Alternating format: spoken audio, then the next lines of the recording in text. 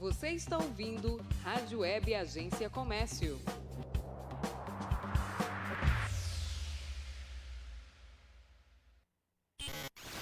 Acesse www.agenciacomércio.com.br. Começa agora, o seu resumo semanal de notícias. Programa Politicando-se. As notícias de Sergipe, do Brasil e do mundo. E o que é destaque no mundo da política, você confere aqui. Programa Politicando-se. O seu espaço inteligente e descontraído para falar de política. Politicando-se. Apresentação: Leonardo Lisboa. Comentários: Kleber Correia e Marcos Souza.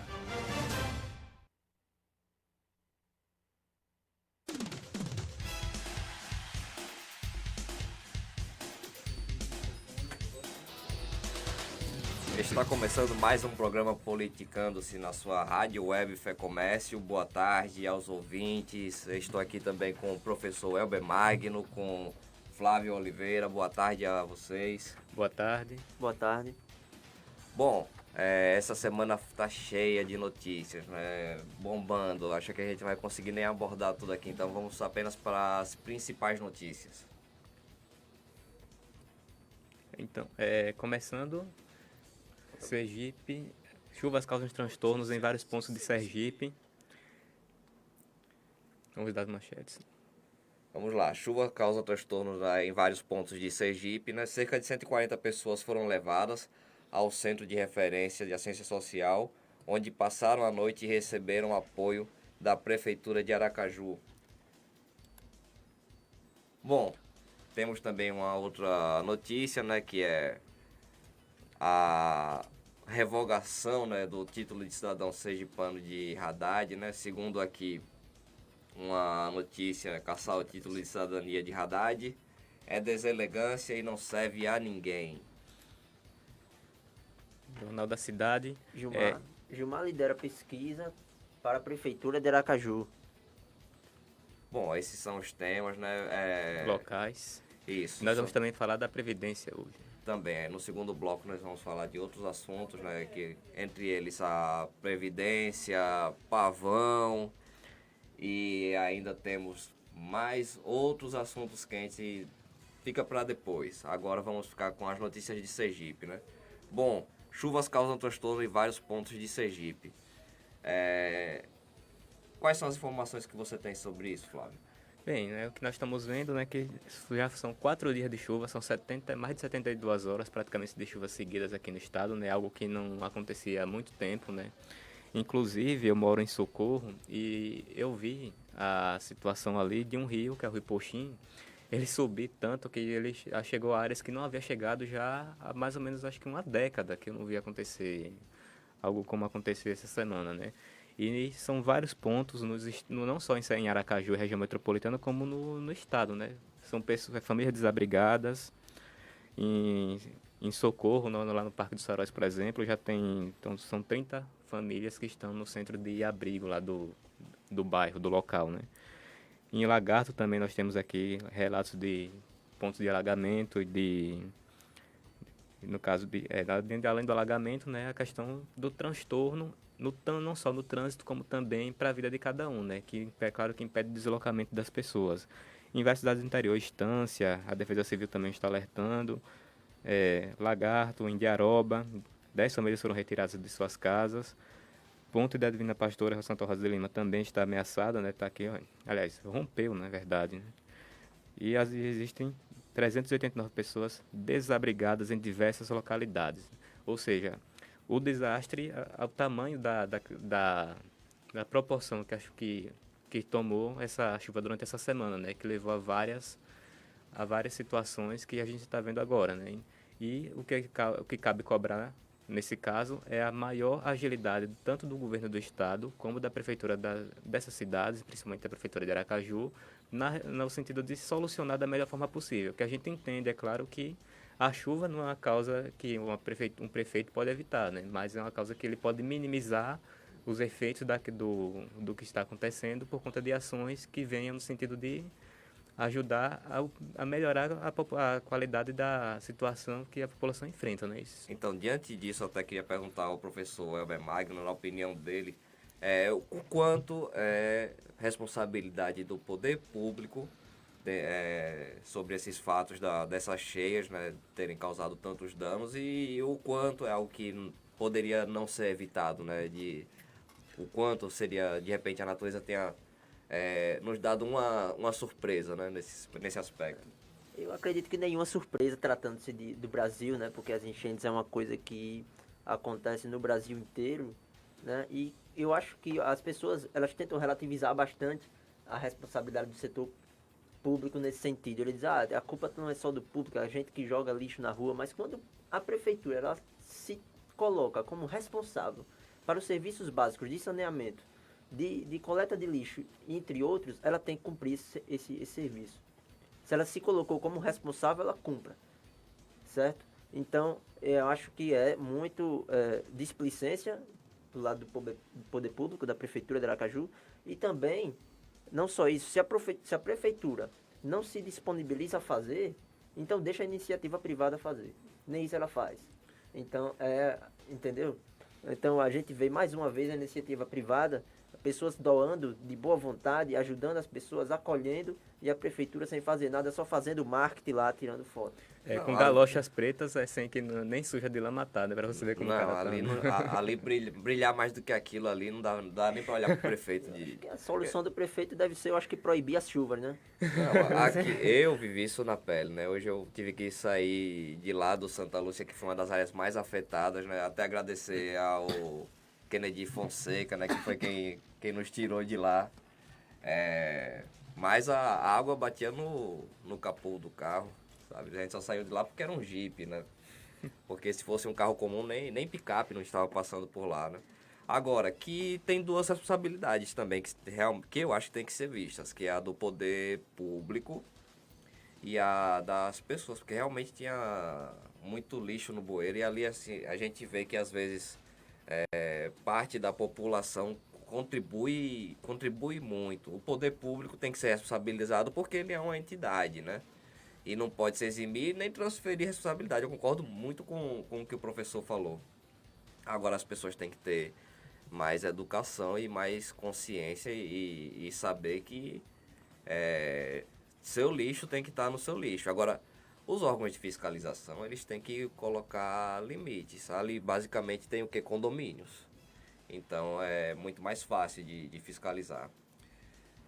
Bom, E o que acontece ainda também, né, acho que é importante frisar isso, que a prefeitura, em vez de se preocupar com projetos que tratem de forma eficiente, de forma efetiva essas questões, que tratam da administração pública, que tratam de levar uma melhor qualidade de vida à população, ela se preocupa com proibir canudinho de plástico, né, que se você for procurar dados em relação a isso aí, o que é que causa de transtorno isso aí, é ínfimo, é mínimo. Em vez de a prefeitura se preocupar, os vereadores se preocuparem em propor projetos para que seja melhorada a drenagem da cidade, que isso é fundamental, já que nossa cidade é uma cidade no nível do mar, né?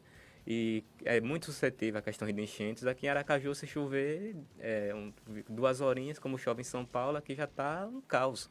Então, tem que ser minimizadas essas questões com medidas que sejam efetivas no sentido de melhorar a drenagem da cidade, melhorar a questão do esgoto. Infelizmente, isso a gente não vê sendo feito, né? É lamentável. Tudo isso é monopólio também. Monopólio da prefeitura, você joga a responsabilidade só nela. Então, no momento que ela, se ela quiser, por exemplo, ela pode dividir isso aí, abrir a concorrência, por exemplo, nesse setor. Eu até vejo isso como uma possibilidade.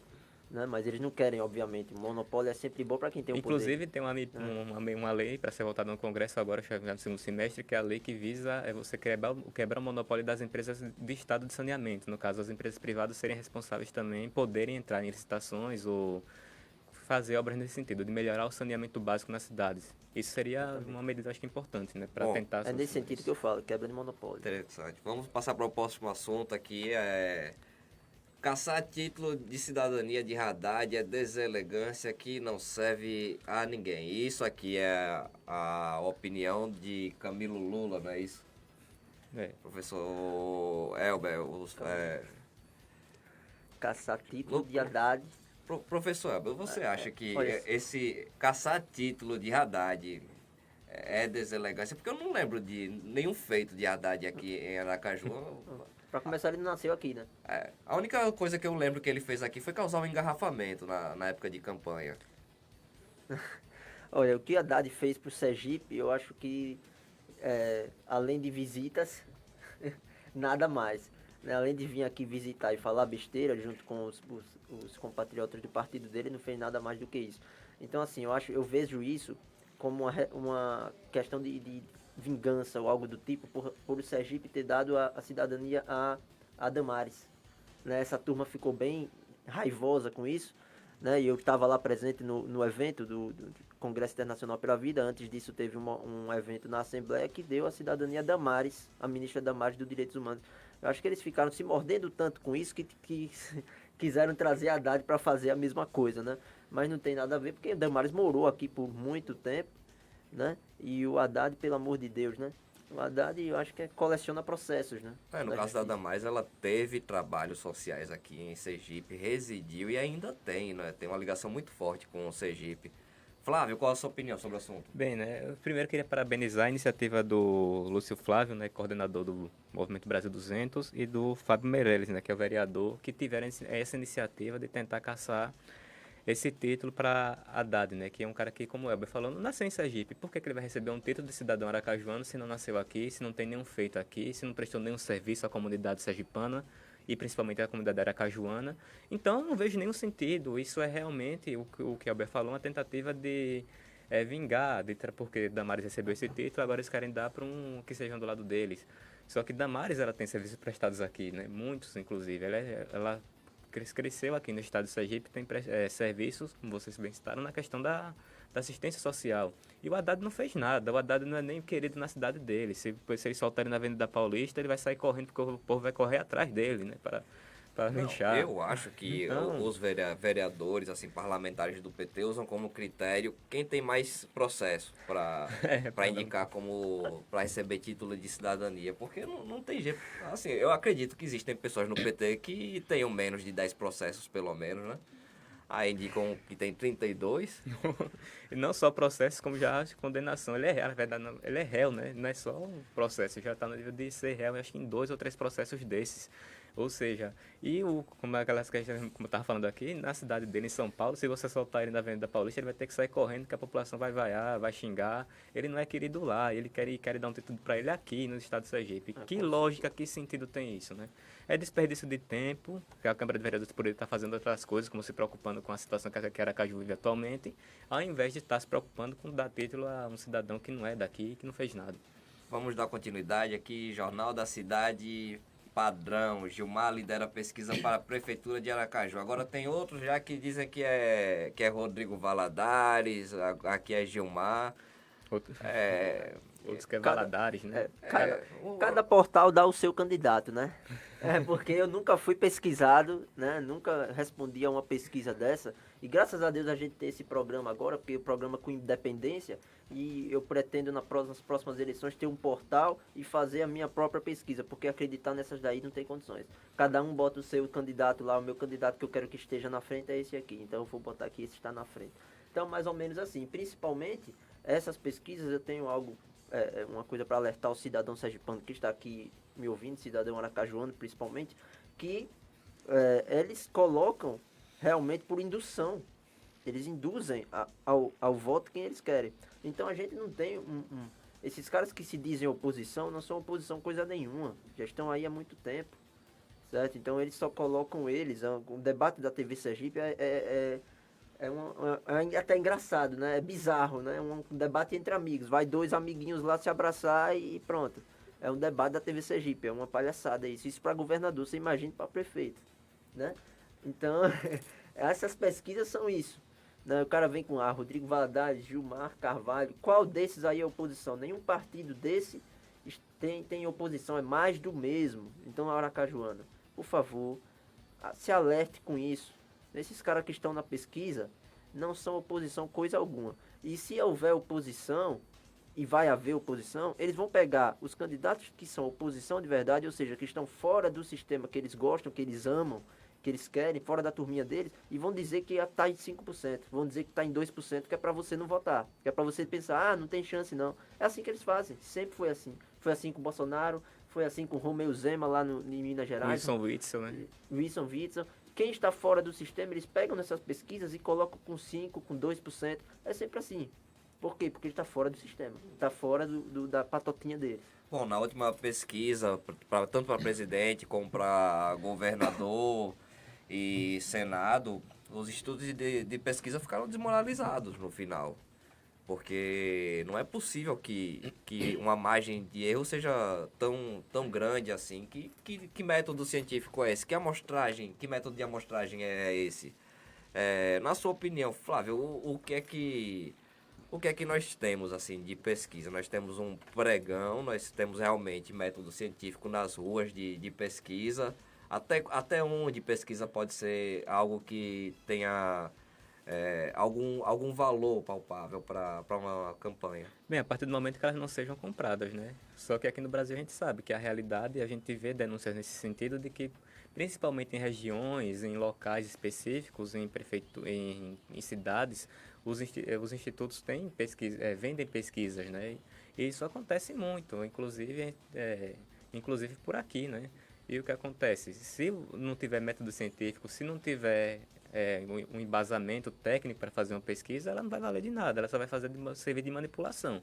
E é o que a gente viu muito ano passado, como o Elber citou, né? Porque é um absurdo você considerar que quando um candidato como Romeu Zema estava com menos de 10% nas pesquisas nas vésperas da eleição, e no dia da eleição ele ganha a eleição com 43%, ou mais, se não me engano. Ele quase ganha no primeiro turno. Só não ganha no primeiro turno por conta disso, porque as pessoas não acreditavam que ele fosse ganhar e votaram na Anastasia. Aí quando foi pro segundo turno, a Anastasia teve 30% dos votos, ou seja, o cara teve a mesma quantidade de votos que teve no primeiro turno. E o Zema ganhou com 70%. Olha, o que eu achei mais bizarro nisso é que enquete de internet é tudo que não deveria ter... Servir de parâmetro. Não servir como parâmetro, e enquete de internet conseguiu traduzir mais A realidade. A realidade, no caso das eleições presidenciais. Então, assim, até que ponto esses institutos eles deveriam ser auditados, investigados e responsabilizados por resultados que são muito, mas muito além da margem de erro. Existe uma margem de erro e nós sabemos que essa margem de erro de repente pode ser maior. Agora, tem limite, né? Tem limite, porque aqui no estado de Sergipe estava sempre dando assim, os Valadares na última campanha sempre davam em primeiro disparado. E não Isso, teve nas duas, né? Na do prefeito e do governador. Pois é, não teve nenhum Valadares, e o que aconteceu foi que Valadares Filho tomou uma surra no segundo turno. Então é complicado. Exato, e os nomes que eles colocam na pesquisa, né? Em primeiro lugar, Edivaldo Nogueira, em primeiro lugar, Gilmar Carvalho, segundo, Edivaldo Nogueira, terceiro, Eliane Aquino, quarto, Valadares Filho, né? Ou seja, os mesmos nomes de sempre, que estiveram juntos há 5, 6 anos atrás. Sempre estiveram juntos, é isso que eu alerto, sempre estiveram juntos. Se tiver oposição, de verdade, eles vão colocar com 2%, com 5%. Por isso que eu pretendo fazer aqui um portal pra gente, e o próprio software vai garantir a confiabilidade da pesquisa, porque a gente faz um cadastro, o cara coloca o CPF, o RG, e quem tiver o mesmo CPF e RG não vai poder votar de novo. Então o próprio software vai garantir a confiabilidade da pesquisa e não as pessoas. Mais uma vez, a gente vê a máquina fazendo um trabalho muito melhor do que os próprios homens em relação a isso. Né? E eles dizendo mais uma vez, criticando mais uma vez, né? O capital. É engraçado como eles criticam o capital, mas na hora de fazer o trabalho eles não fazem o trabalho direito. Então a gente vai usar a máquina muitas vezes por causa disso. Pois é. Agora, uma coisa que tem que ser levada em conta é que essas amostragens elas têm por bairro, por região, tanto se pode ver até por escolaridade, tudo isso. Então, se você tem as regiões onde foram feitas essas pesquisas e realmente os resultados não condizem, é interessante verificar por que esses resultados não condizem. Se houve alguma interferência naquela região que mudou alguma coisa, até onde esses institutos de pesquisa estão realmente cumprindo o seu papel. Porque assim, para mim, eu eu não posso chegar aqui e acusar Instituto A, Instituto B, até porque seria irresponsável, né? Então, mas ficam esses questionamentos, e não é um questionamento meu, é um questionamento da população. Não é algo que está ocorrendo apenas no Brasil, né? Porque nos Estados Unidos também e na Europa isso também vem acontecendo. Parece que é um movimento mundial onde os institutos, a imprensa simplesmente vem perdendo toda a credibilidade. Então a gente vai acreditar em quê, né? O que acontece é que realmente depois do Brexit lá, foi o primeiro caso que aconteceu, onde o Brexit foi aprovado, indo contra as pesquisas que diziam que isso não ia acontecer. No mundo todo as pesquisas vêm errando, né? Eu acredito que o fenômeno da internet, inclusive isso vem sendo estudado lá fora, tenha mudado essa forma de se fazer pesquisas. As pessoas que estão mais integradas na internet, que estão com maior nível de informação, elas não estão sendo consideradas na base de dados desses institutos. E os institutos estão tentando encontrar formas, pelo menos lá fora, de introduzir essas pessoas na base de dados para que elas possam ser consultadas e levadas em consideração. Algo que não acontecia antes, né? Eles só faziam pesquisas de rua, agora já se abre mais para pesquisa por telefone. Ou seja, tem que haver realmente uma mudança de metodologia para que se considere essa nova base de eleitorado, né? Que tem se formado graças à internet, né?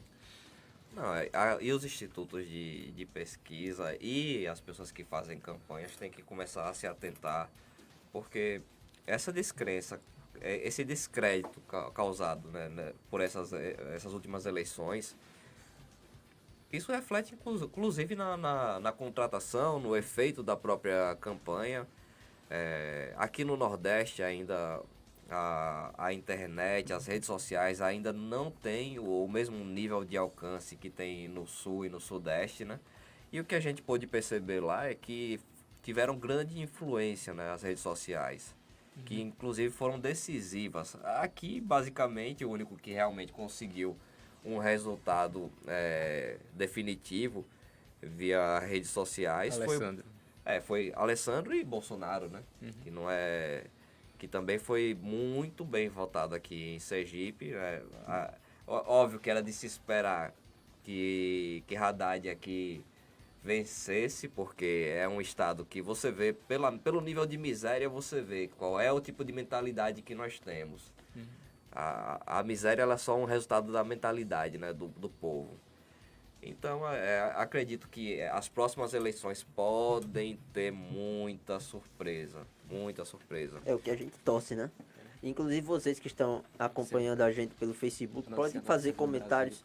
Pode fazer comentários aí embaixo se você acredita ou não nos institutos de pesquisa do Brasil. Para não dizer que é coisa dos apresentadores. Pode fazer aí embaixo. Pode completar o seu comentário. Você acredita ou não nos institutos de pesquisa do Brasil? Nós não acreditamos. Bom, vamos às notícias nacionais. Notícias do Brasil. Evidência. Bom, reforma da Previdência, né? Essa é a pauta mais quente. Eu vou aqui contar com a opinião dos nossos caros amigos, né? Professor Elber Magno, com o Flávio Oliveira, né? Elber, o que você tem achado de como tem ocorrido? Primeiro, de ter uma votação tão expressiva, né? E segundo, apesar de ter uma grande vitória, o governo recuou e acabou cedendo ao corporativismo, né? Quando se refere a militares e a policiais. Sim. No início, né, mais uma vez, as pesquisas erradas, dizendo que teria uma votação de 297, não teria a votação necessária para ser aprovada, e teve uma votação muito maior. Certo? Mais uma vez, as pesquisas errando. E também, logo após, como você mencionou, houve o governo, né, cedeu nesse corporativismo militar. Aí, agora sim, não somente o governo, a gente tem que falar que também os próprios eleitores do Bolsonaro, as próprias pessoas da direita, que se intitulam da direita, estavam lá para defender esses privilégios para policiais, né? E para, como você falou, policial federal, não é isso? E os militares. Os próprios da direita Então, não é só uma questão do próprio governo, é uma questão dos próprios eleitores. Ele tentou agradar. E do Congresso, né? E do Congresso. Então, a gente vê muito isso aí. É como assim, a gente da polícia votou em você, meu caro, então você deve alguma coisa a gente. Ainda existe esse pensamento muito lá corporativista e muita gente que se diz de direita, não dizer de direita qualquer um pode dizer. Agora, entender o que é ser de direita primeiro, né? Poucos entendem. Então, é complicado. Se você se for para trocar um idiota de esquerda por um idiota de direita, vai ficar a mesma coisa. Então, você precisa primeiro entender o que é ser de direita. Então, essa resistência eu encontrei dentro da própria direita. Bom, Flávio, você acha que o impacto dessa desidratação por conta do governo e dos parlamentares terem cedido às pressões desse grupo de pessoas, acha que isso vai atrapalhar muito os resultados, né, que se esperavam da Previdência? Bem, eu não tenho dúvida disso, né?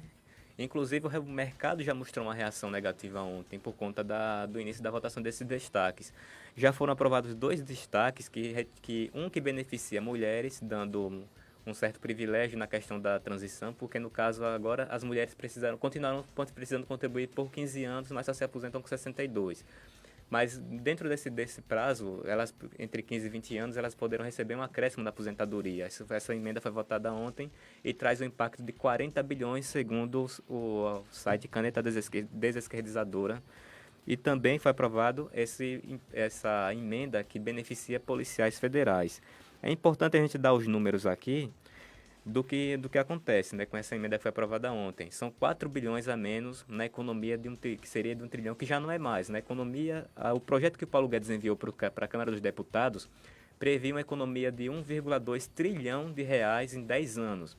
Isso permitiria que a reforma da Previdência, a nova Previdência, que sendo votada, sendo aprovada, ela permitiria que a gente saísse desse sistema de pirâmide que a gente vive hoje no sistema de previdência brasileiro. Que atualmente a gente sabe que a sua aposentadoria, a aposentadoria de quem está aposentado, ela não é paga pela pessoa. Ela é paga por quem ainda está trabalhando, quem está no mercado de trabalho, quem está contribuindo para o INSS. Então, sem essa reforma ser aprovada com a capitalização, que já foi tirada do texto, e que sem a economia de 1 trilhão, não é possível se ter o valor para pagar essa transição, para que saiamos desse sistema de pirâmide financeira, que que a gente sabe que isso é proibido no Brasil, mas a Previdência é legal, né? Então, mas se a gente não sair desse sistema, vai ter que ser feita outra reforma em muito pouco tempo. E quanto menor a economia que se dá dessa reforma, menor esse prazo que o governo vai ter para fazer outra reforma da Previdência. Ou seja, daqui a 5, 6 anos estaremos discutindo esse tema novamente. Mais desgaste, mais prejuízo para o trabalhador, menos investimento na economia, que os investidores internacionais eles querem segurança jurídica para investir no Brasil. Isso só é possível sabendo que o governo não vai quebrar, que o governo não vai deixar de ter dinheiro para pagar funcionário público, e não vai deixar de ter dinheiro para investir em saúde, segurança, infraestrutura, que o Brasil precisa muito de infraestrutura, e o governo federal poderia gastar mais dinheiro nisso ao invés de estar pagando benefícios para policiais federais, né? Que um dado importante aqui, que com essa medida que aprovaram ontem, com essa emenda ao texto, esse destaque, os policiais federais serão a categoria que vão receber além dos R$ 5.800, segundo esse mesmo site, o Desesquerdizadora, né? Então, o teto salarial, o teto da aposentadoria, que é de 5.800 para todo mundo, para você que está nos ouvindo, seja lá para qualquer outra categoria, para o caminhoneiro, para o pedreiro, para o faxineiro, é 5.800 o teto de aposentadoria, para os policiais vai ser de R$ 20.000. Ou seja, isso é justo? Isso não é justo. A Previdência do Paulo Guedes ela não previa isso. E o Congresso foi lá, inclusive, com apoio do PSL, que é o partido do governo, e fez poderia ser sacanagem com a população brasileira. Com apoio do próprio presidente. Com apoio do presidente, inclusive, né? É algo que realmente tem que enfraquece ainda mais. O que ocorre? As carreiras, elas se têm como necessárias e o são. Tudo bem. Se a polícia faz greve, você percebe qual é o valor da polícia. Se o lixeiro faz greve, você vê, o gari faz greve, você vê o valor dele. Se os médicos fazem, a verdade é que todos os segmentos da sociedade são importantes para o funcionamento da mesma. Então, assim, tem que acabar essa política que se refere a corporativismo. Vai um parlamentar e o parlamentar é pró-empresário, o outro é pró-trabalhador, e a verdade é que as coisas funcionam estando bem para todo mundo, né?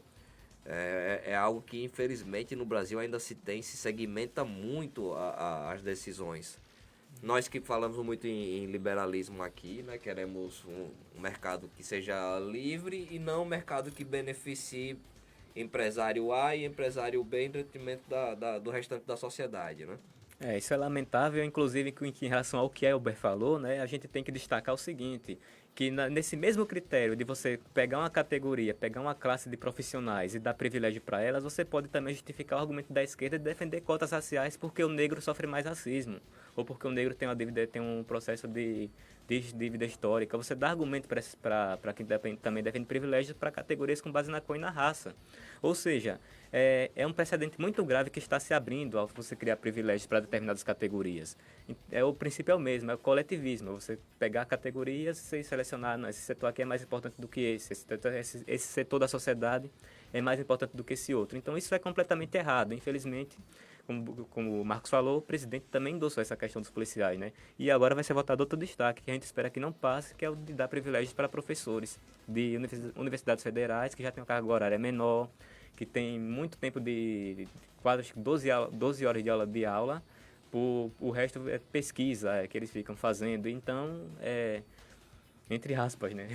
Bom, inclusive quero parabenizar, né, os deputados que tiveram a coragem de se insurgir contra a política barata, né, a política de ideologia, porque essa questão da Previdência é uma questão matemática, não tem mais o que se discutir, não é uma questão ideológica, né? Então, tivemos aí Laércio Oliveira, que votou a favor, Fábio Mitidieri, Bosco Costa, Fábio Reis, né? Estou esquecendo do nome de mais Laércio, né? Agostinho Ribeiro. Agostinho Ribeiro e Laércio. Foram 5 deputados, mas acontece que agora estão votando a favor também dos privilégios dos destaques que vão desidratar a reforma, né? Ou seja, eles estão desconstruindo o trabalho que eles fizeram na quarta-feira, infelizmente. Né? Lembrando que vai passar pelo Senado ainda, viu? Então, justamente, ainda tem a casa revisora. Dá uma dor no meu revisora. coração quando eu lembro disso. Justamente, ainda tem a casa revisora, né? E é interessante, na verdade, também verificar quem está votando nesses destaques, né? Porque levar em conta qual foi a primeira votação, a votação de destaque e o resultado final disso para ver se a Previdência não sai muito desfigurada, né? Bom, vamos dar continuidade, ainda temos aqui um assunto bem quente, né? Ainda temos o pavão. Isso é no editorial, né? Aí tem a MP da Liberdade Econômica para a gente tratar. Isso. Bom, então vamos lá. Vamos por parte, né? Hoje eu estou aqui no lugar do professor Leonardo, né? Estou aqui ainda me batendo um pouco. Não substituir Leonardo não é nada fácil. Então eu estou contando aqui com a ajuda dos colaboradores, já estão me ajudando hoje a levar esse programa, né? Bom, então temos a MP da Liberdade, ainda como assunto, né? O pavão e... Exato, e também o pacote anticrime, E né? o pacote anticrime, né? Vamos pelo pavão, né? Bom, aqui eu recebi a informação de que nós temos um intervalo, né? Então vamos deixar para tocar nesse assunto do pavão depois. Solta o intervalo. Não saia daí. O programa Politicando-se volta já. Quando tiver para dar intervalo, essas coisas, pode me dar o toque. Rádio Web Agência Comércio. Você está ouvindo Rádio Web Agência Comércio.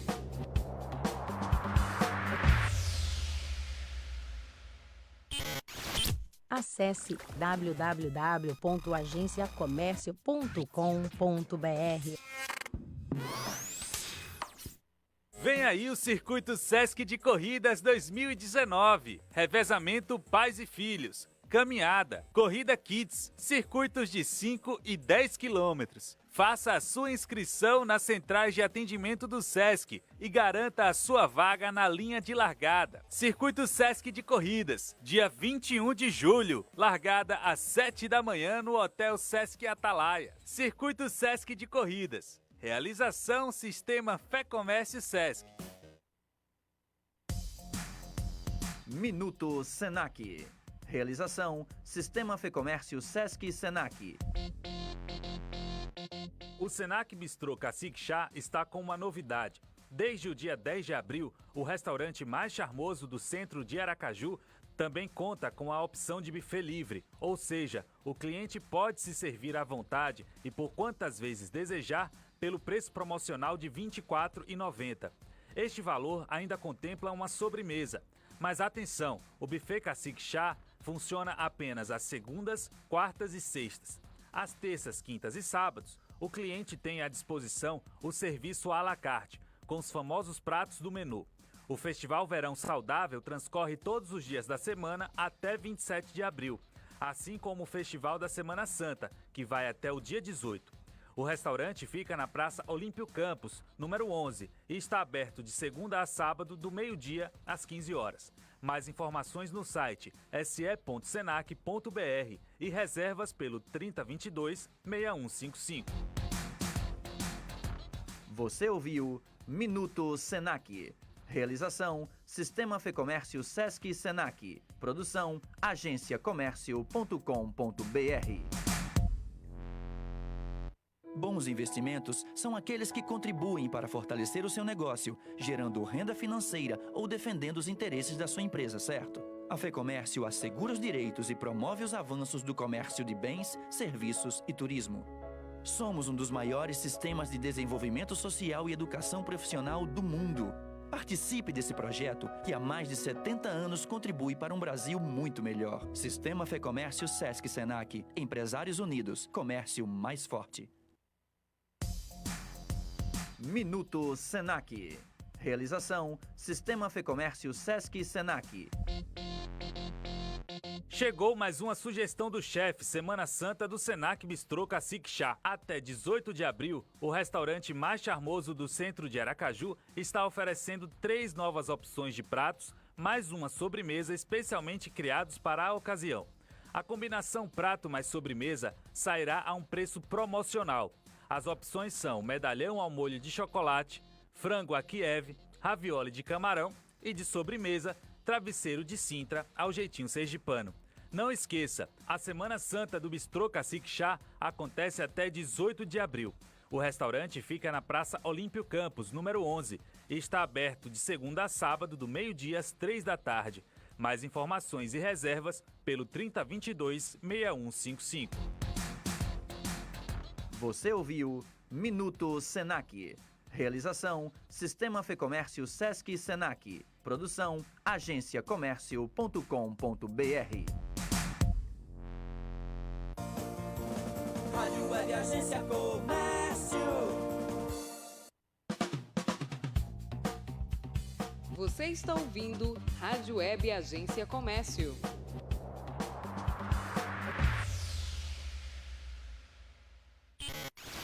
Acesse www.agenciacomércio.com.br. Não saia daí. O programa Politicando-se volta já. Notícias do Mundo.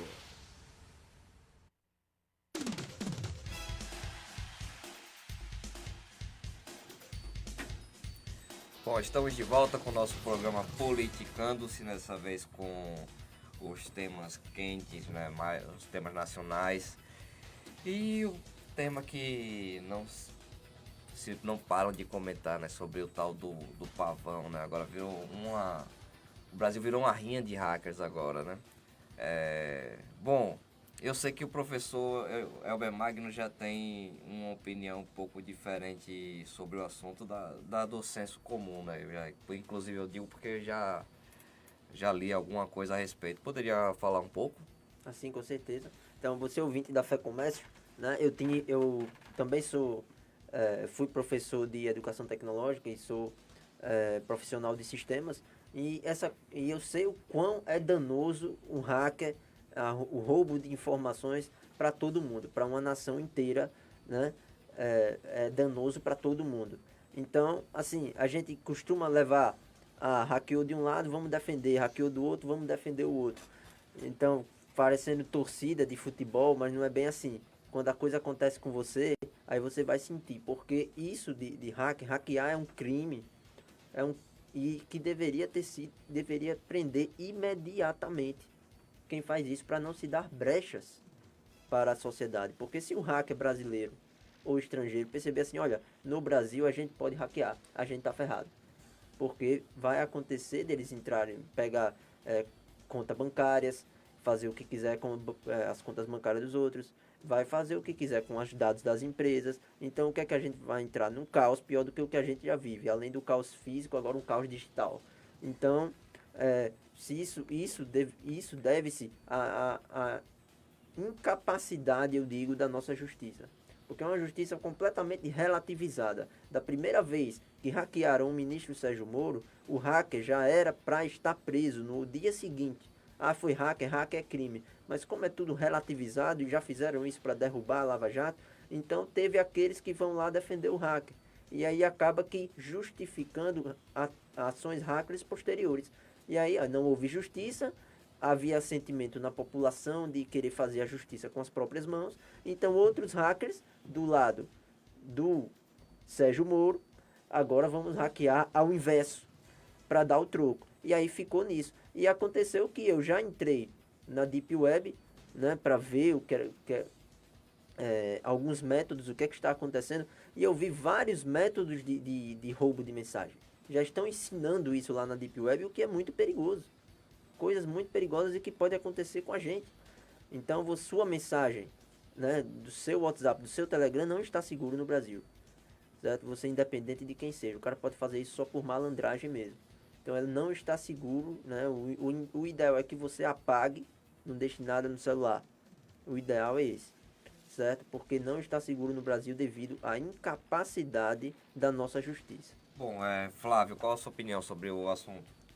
Bem, eu acho importante destacar que uma coisa que o Pavão fez foi que eu achei muito interessante e que virou o jogo nessa questão, né? Porque quando o celular do Moro foi hackeado, do Deltan também, dos procuradores da Lava Jato, o que o jornalista lá, o Verdivaldo, falava era que eles que deveriam, os procuradores e o ministro Sérgio Moro deveriam entregar os celulares à Polícia Federal para serem periciados para comprovar que as mensagens que eles estavam divulgando eram falsas, né? E agora que o Pavão divulgou as mensagens lá do Glenn, né? Agora também, cadê que eles não entregam os celulares, tanto do Jean Willis, quanto do Glenn, do Verdivaldo, né? Quanto do deputado Davi Miranda. Por que eles não entregam os celulares para que também sejam periciados e comprovem que as mensagens são falsas, né? Isso aí, então, é aquela narrativa que é como o Elber falou, né? Agora os dois lados. Um empurra do lado, outro empurra do outro. Enquanto a Polícia Federal ainda não faz bem seu trabalho, porque já são, acho que, um mês, né? Dessa questão de divulgação de mensagens. E onde está a Polícia Federal trabalhando no sentido de descobrir de onde vem esse hackeamento, né? Se os fatos que o Pavão divulgou forem realmente verdade, aquelas mensagens forem verídicas, se comprova ali que Jean Willis vendeu o mandato, se comprova que há interferência de hackers russos, sim, nessa questão, inclusive do Edward Snowden, que é um exilado lá na Rússia, que há também a questão de transferência de dinheiro em bitcoins para pagar hackers para invadirem celulares dos procuradores da Lava Jato. E é o que a gente espera. É que isso se comprove ou não, né? Que se diga que a população, que a sociedade saiba o que está acontecendo, que saiba a verdade. E isso só é possível se houver investigação. E o que a gente ainda não está vendo, nada de conclusivo. Não há pedido de busca e apreensão. Só houve uma operação até agora que envolveu esses casos de vazamento de mensagens, mas até agora não se comprovou nada, e as mensagens continuam sendo divulgadas aí semanalmente, soltam alguma coisa que acaba não tendo mais credibilidade, porque a população já não mais acredita nessas mentiras que o Verdivaldo espalhou, né, que já sabe que não tem nada demais naquelas mensagens lá e que o Moro só estava querendo prender bandido. E o Deltan comemorou isso. Eu digo, eu também comemorei, né, que impediram o Lula de dar entrevista. Ou seja, que um bandido da entrevista, isso não pode ser natural na democracia, né? Então... num processo eleitoral ainda mais. Agora, coisas assim que são interessantes, né? É a dimensão desses hackeamentos, né? Pelo que eu pesquisei, né? Desse tipo de hackeamento que foi utilizado, é muito mais complicado, né? Você tem que ter um equipamento realmente de ponta, não tem como ser só uma pessoa envolvida Exato. Inclusive, para se fazer isso, tem que ser clonado o chip. Para isso, até onde se tem conhecimento técnico, teria que ter envolvimento de pessoas da própria operadora, né? Então, há que se perguntar por que que algo tão caro, né? E quem é que está pagando algo tão caro, né? Porque um nível de hackeamento desse não é como você colocar um link de phishing para alguém e você colher mensagens. Não, eles ligaram do próprio número dele. Quando ele atendia, era aí que se dava o início da invasão. Então é um método muito mais sofisticado do que os outros que já existem, que são muito mais falhos, que eles não só copiam, como sequestram aquela conta do aplicativo. Então, agora, ao mesmo tempo eu vejo as pessoas vendo com normalidade o fato de ter esse pavão misterioso. Não tem que se fazer as coisas na clandestinidade. Agora, o que aparenta para mim, está faltando capacidade técnica da Polícia Federal. E se falta capacitação técnica, que se busque consultoria, que se busque quem tem essa capacidade técnica de fazer. O que não pode é o Brasil virar um paraíso de guerra de hackers invadindo aparelho celular, telefone, e-mail. Virou o que isso aqui? Inclusive em países, nos Estados Unidos e outros países, eles contratam pessoas que são hackers profissionais para trabalhar para o governo. Os crackers, né? Os hackers, porque eles entendem a importância disso, de você ter uma segurança virtual, de você não ter agentes de Estado sendo hackeados por pessoas que têm interesses escusos, né? Isso já aconteceu nos Estados Unidos com o Edward Snowden, que divulgou arquivos da NSA, inclusive por esse mesmo portal, o The Intercept, através do Verdivaldo. Ou seja, ele já tem um histórico de ter esse tipo de prática, né? Inclusive, uma coisa que o Pavão divulgou, que a gente não sabe também se é verdade, é que as mensagens estavam sendo adulteradas assim. Eles assumem lá entre as conversas entre o jornalista lá do Intercept e o deputado lá, do PSOL, Davi Miranda, que estavam fazendo... colocando ruídos no áudio, tentando tornar periciável, para que passasse na perícia de uma forma que não fosse identificado que houve edição, né? Não, acho que eles iam contratar o Carioca para tentar fazer a voz do Deltan. É. Seria um resultado bem melhor. Exatamente. É o que acontece, a gente tem que, a polícia, como você falou, a Polícia Federal tem que ter os recursos e tem que também a segurança do governo, o Gabinete de Segurança Institucional, a ABIN, tem que ter condições de investigar esse tipo de coisa, né? É inacreditável que um governo, que seja uma instituição que é paga com o nosso dinheiro, seja menos capacitada do que um hacker que esteja alojado numa casinha lá no subúrbio de São Paulo. Sim, e não só, é bom ressaltar que não é só a questão da polícia, a justiça também. Porque quando souberam que essas pessoas estavam envolvidas, eles tinham que ser presos imediatamente e levados a depor. Mas não se pode, é uma falha da justiça. Né? Tem questão de foro privilegiado, tem outras questões aí que não se pode pegar esses mandantes e prender imediatamente. Então isso também é uma falha da justiça, não só da polícia. É bom ressaltar isso. E outra coisa que o Marcos falou, é um método complexo que eles usaram. Sim, é um método complexo. Mas quando outros hackers percebem que tem alguém hackeando e não sendo punido, eles vão criar outros métodos mais simples para poder utilizar. E vai começar a banalidade dos hackers.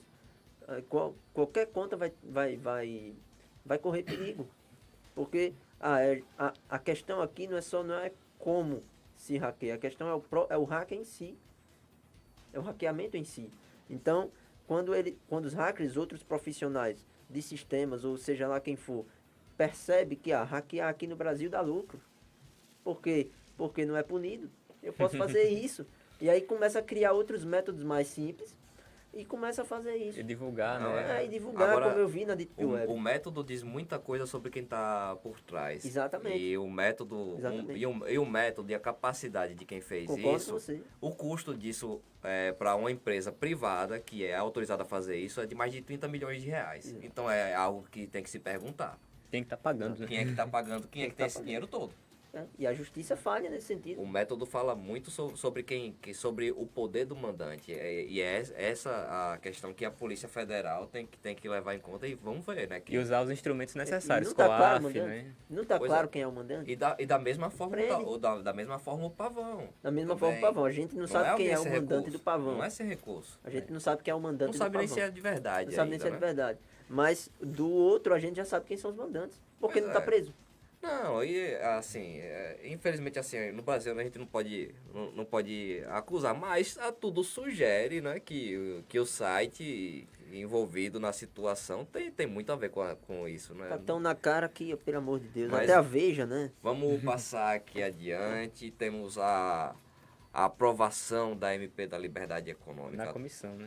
A tão esperada aprovação da MP da Liberdade Econômica, que ainda está no período de comissão, né? Ainda está em tramitação. Eu gostaria que o Flávio falasse um pouco sobre o assunto, começando, e depois o nosso professor.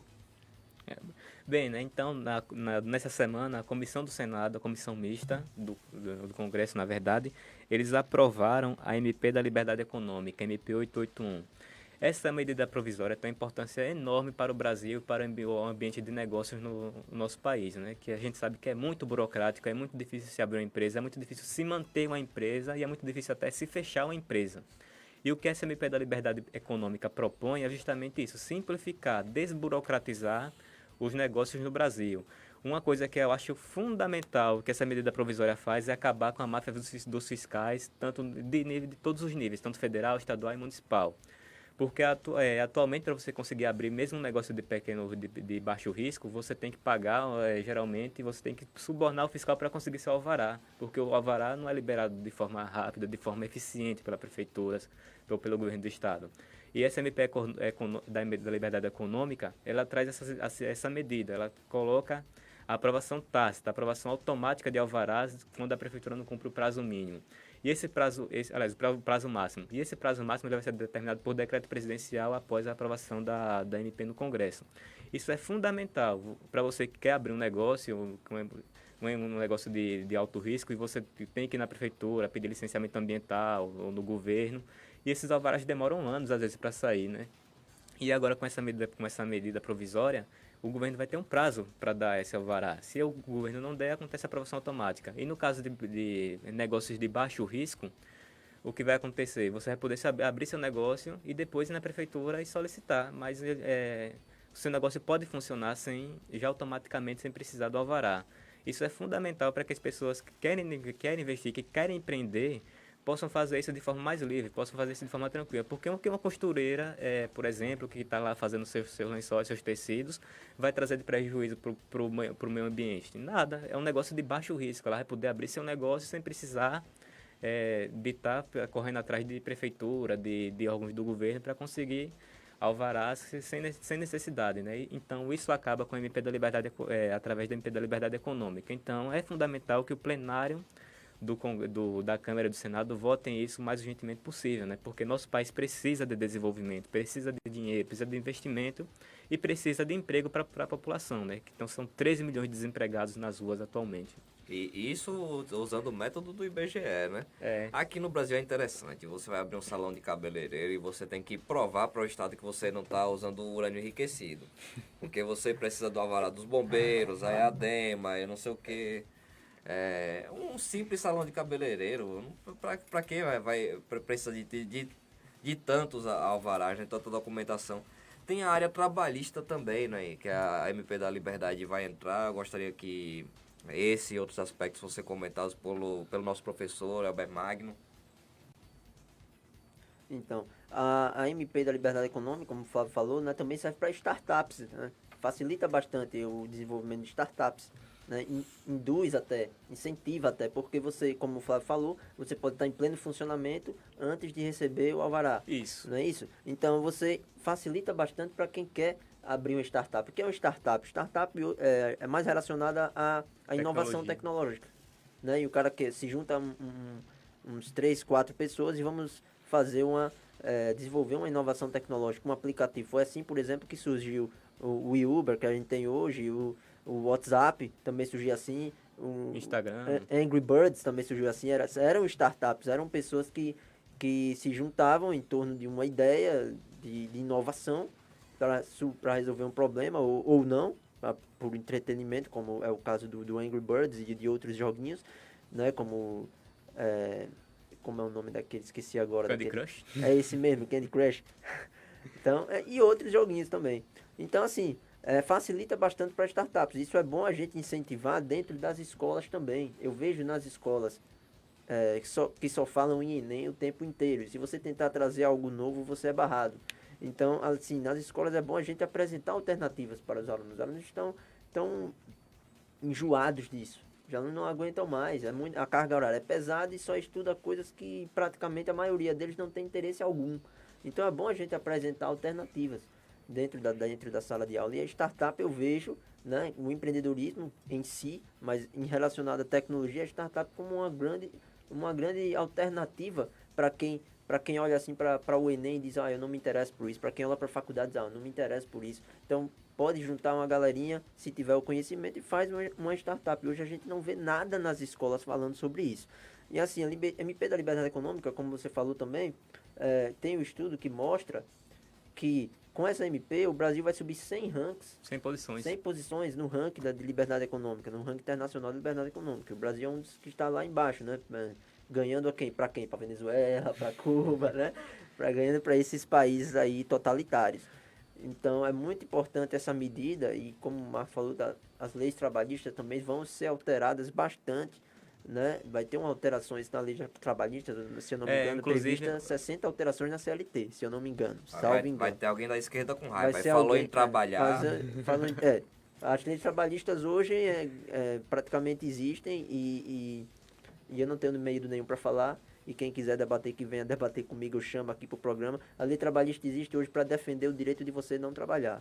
Então é mais ou menos isso, certo? E para isso que serve a lei trabalhista, o direito do cara não trabalhar. O direito de manter um empregado para 3 desempregados. Exatamente, o direito de manter o empregado lá e várias pessoas desempregadas. E principalmente sindicalista, que é o que mais recebe sem trabalhar. Olha, tem coisas que eu acho interessantes. Uma é que rapidamente as esquerdas se levantam quando se fala em livre mercado, né? E não param para pensar que livre mercado nada mais é do que uma liberdade individual. Mas quem é o mercado? É quem compra, quem vende, quem consome. Eu comprei um picolé, eu sou mercado. Eu vendi um picolé, eu sou mercado. Eu tenho um carrinho, eu tenho uma loja, eu tenho uma tenda na feira. Eu sou o mercado. E o mais importante que eu vi assim dessa MP é aquela parte do princípio da crença no cidadão. Porque hoje basicamente se age pela descrença, né? Em quem quer investir, em quem quer empreender. É o malvado, é o criminoso. Tanta Se você burocracia. vender um picolé, você é malvado. Tanta coisa que se pede para o cidadão que vai empreender que é como se quem trabalha tivesse que sempre justificar porque quer trabalhar para o Estado.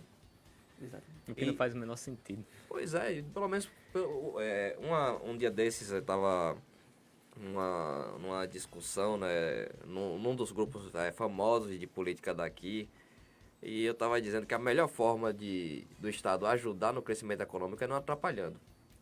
Que Sem ajuda dúvida. muito, né? E é porque essa medida faz justamente isso, que inclusive é uma medida interessante que já está em vigor, como a medida provisória já está em vigor, né? O comércio no centro aqui, ele abriu no São João, no feriado, foi no domingo, na véspera antes do São João.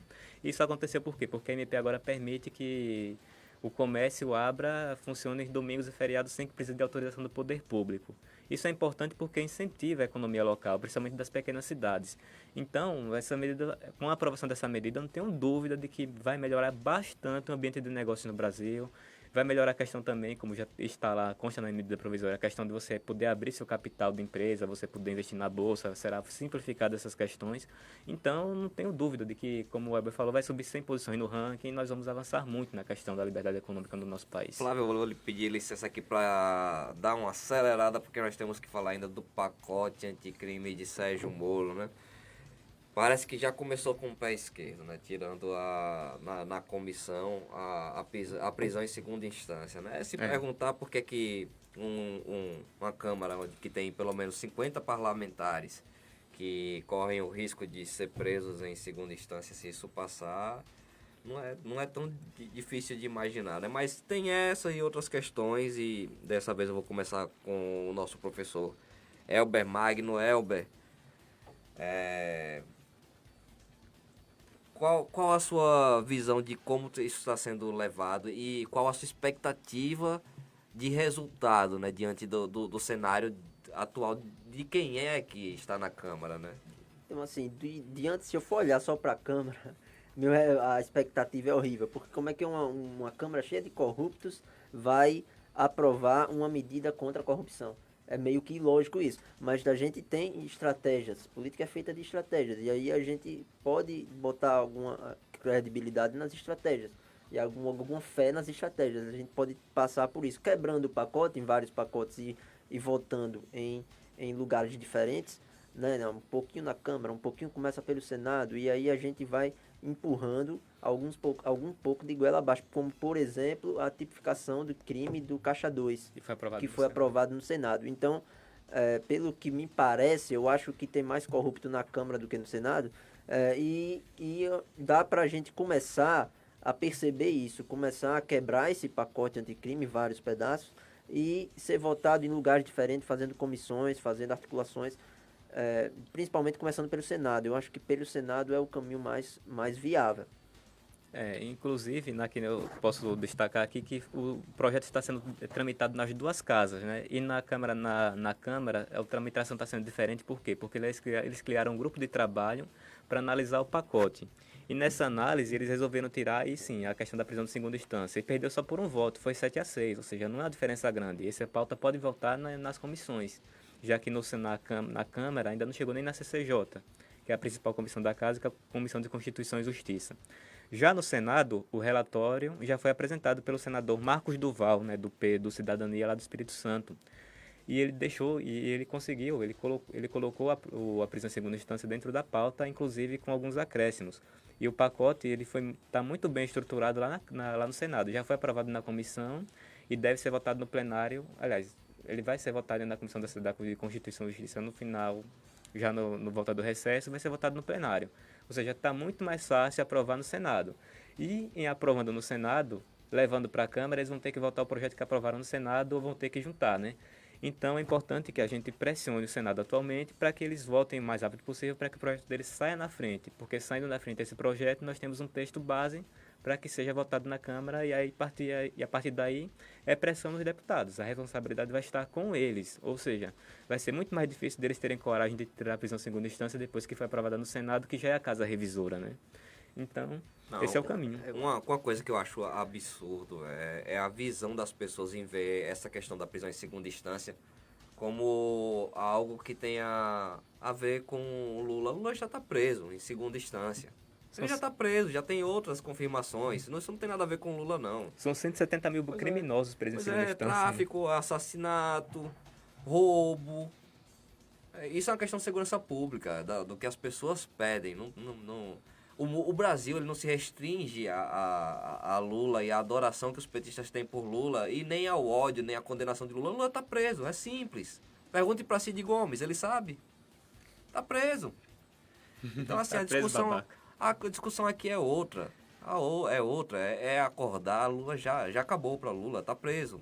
Agora ele tem outros processos para responder, se não querem que ele seja em segunda instância, mas o mundo, ele não se resume, né? A segurança pública não se resume ao que vai acontecer com Lula, né? As pessoas pobres, elas esperam, sabe, que estupradores não apareçam na porta de quem estuprou no dia seguinte, ou com pouco tempo, porque muitos até moram no mesmo bairro, sabe? O cara que assaltou, o outro que às vezes mora na rua de trás. Então a população pobre tem que ser vista, né? Porque é muito fácil você se encastelar com segurança dentro de um condomínio, muitas vezes de segurança armado, e achar que tudo se resume a Lula, né?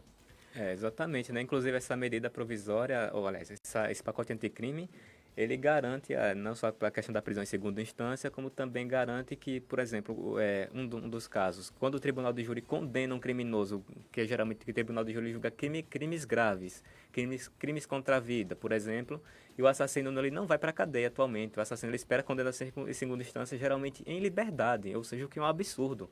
A vítima está lá no tribunal de júri, vê o criminoso sendo condenado e o criminoso não vai para a cadeia, porque tem que esperar a segunda instância. E com o pacote anticrime isso acaba. A partir da condenação do tribunal do júri, o criminoso vai sim para a cadeia. Então, é muito importante que seja aprovado esse pacote, né? Pois Essa é. noção da E importância. tem outro fato estarrecedor aqui, né? Pesquisa sobre... que é para avaliar o governo e Moro. Não, o governo eu até entendo. Agora, avaliação de ministro da Justiça por pesquisa, eu nunca tinha visto um negócio desse não. Tá muito inovador o cenário brasileiro. E está justamente em coincidência com as matérias do Intercept, né? E que a própria Folha de São Paulo divulgou. Ou seja, é uma estratégia para tentar descredibilizar a Lava Jato, descredibilizar o juiz Sérgio Moro e tentar tirar Lula da cadeia, que eles não desistem disso. É o que Marcos estava falando, eles não entendem que Lula está preso, eles querem tirar Lula de qualquer jeito, querem que a esquerda volte ao poder, querem desgastar o governo e usam de todas as estratégias possíveis. E mesmo nas pesquisas deles, o Moro está com uma aprovação maior do que 50% e ninguém quer que ele saia do governo. Então, eu acho que a credibilidade dessas pesquisas já se mostra até pelos seus próprios resultados e pelas suas próprias estratégias escusas de forma de divulgação, né? Não, já estávamos falando aqui, né, do quanto essas pesquisas têm uma credibilidade imensa, né, com a população, né? Então, se aplica também, né? Elber, queria a sua opinião, já estamos próximos de encerrar nosso programa. Então, para terminar mesmo, a gente falando sobre essas pesquisas, eu acho que a gente já falou muito no primeiro bloco, essas pesquisas realmente não têm credibilidade e é uma estratégia, sim, como o Flávio falou, para desacreditar o ministro Sérgio Moro. E eu queria falar sobre o governo também usar de estratégias para serem aprovados seus projetos. Eu acho que o governo ele pode fazer de uma forma que, por quantidade, já que não vai um pacote junto, né? Como você juntou tudo na Previdência e agora ela está sendo muito, digamos, sustada lá no Congresso, aí ele pode fazer o seguinte, vamos separar, eles reprovaram esse que a gente mandou, a gente manda outro. Então a gente já faz um projeto com plano B, com plano C, com plano D, né? Vai pela quantidade. Ele levou esse, eles rejeitaram, coloca o outro. Levou esse, rejeitou, coloca outro. Só vai mudar o nome e é para o mesmo objetivo. Então, para lotar de projeto mesmo, deixar os caras malucos. MP. E a gente pressionando, exatamente, MP, e a gente pressionando aqui embaixo. A gente, como população, tem que ir para as ruas, não tem como sair das ruas, não tem condições. Com esse congresso, né, com esse centrão, né? Inclusive, a última informação aqui, antes de eu acho que o Marco já vai encerrar, falar que a Câmara acaba de aprovar mais um destaque na reforma da Previdência, dessa vez dando privilégios para professores universitários. Por 465 votos a 25, o destaque do PDT para reduzir a idade mínima de aposentadoria foi aprovado. Os professores se aposentarão com 55 anos e as professoras com 52, né? Mais um privilégio aí. Você, trabalhador que vai se aposentar com 65 anos, um professor de universidade aí vai se aposentar com 55 anos, 10 anos mais rápido. Mais ele deve sofrer muito mais que um pedreiro, por exemplo. Exato, infelizmente, né, a realidade é aqui que nosso país está vivendo, Bom, privilégios. E infelizmente chega ao final nosso programa, né? Hoje vocês tiveram que me aturar no lugar de Leonardo Lisboa. Eu sei que deve ter vários gritos de volta, Leonardo. Então contei muito com a ajuda aqui do Elber, do Flávio, né? Já que nunca tinha feito uma apresentação do nosso programa, ou de qualquer programa que seja, né? Bom, de qualquer forma, agradecer aos ouvintes, agradecer por estarem aqui conosco. Mandem opiniões, mandem sugestões. Nós estamos abertos a sugestões de pauta. Nós estamos no Facebook, nós estamos no Instagram. E por lá, pelas nossas redes sociais, vocês podem nos enviar pautas e sugestões, inclusive participar também durante as transmissões. Então, agradecer, né, professor Elber, Magno, Flávio, pelas opiniões. E até a próxima. Obrigado. Boa tarde.